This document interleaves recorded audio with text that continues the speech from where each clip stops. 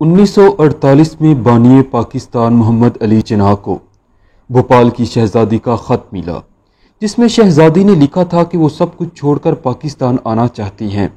شہزادی کا خط پڑھ کر محمد علی جناح کو بے حد خوشی ہوئی اور کہا کہ آخرکار اب ہمارے پاس مسز پنڈت کا مقابلہ کرنے کے لیے کوئی تو ہوگا۔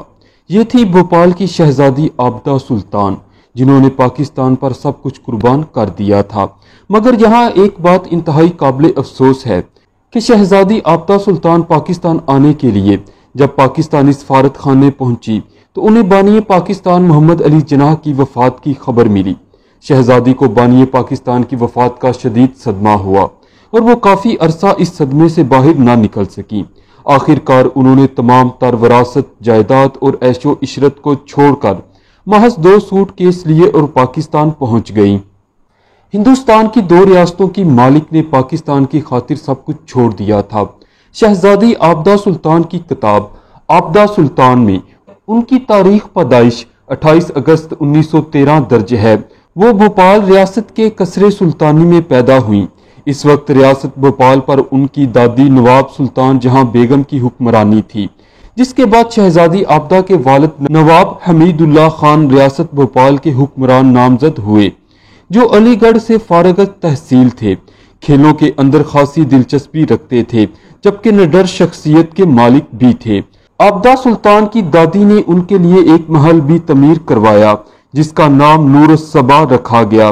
شہزادی آبدہ سلطان نے جدید تعلیم کے ساتھ ساتھ مذہبی تعلیم بھی حاصل کی۔ قرآن کی تعلیم کے حصول کے لیے معروف عالم دین شیخ محمد عرب کی خدمات حاصل کی گئیں۔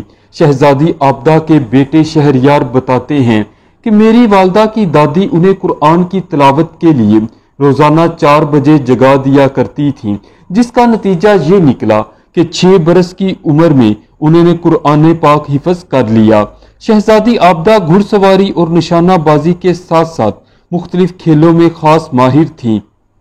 شہزادی آبدہ سلطان کو بچپن سے ہی بتایا گیا تھا کہ ہر پٹھان کو ماہر نشانہ باز بھی ہونا چاہیے۔ شاید یہی وجہ تھی کہ زندگی کے ہر حصے میں آبدہ سلطان کے پاس ایک بندوق موجود رہی۔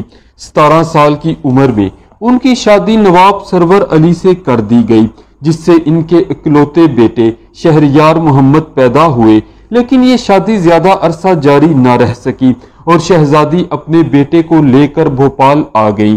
لیکن اس کے باوجود دونوں ہمیشہ الگ رہے۔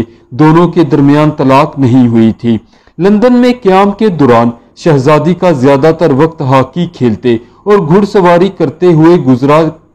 کہا جاتا ہے کہ محمد علی جناح کی وفات کے بعد یہ خبر اخبارات میں چھپی تھی کہ پاکستان کے اگلے governor general Nawab of Bhopal ہوں گے، مگر پاکستانی بیوروکریسی نے اس پر عمل نہ ہونے دیا۔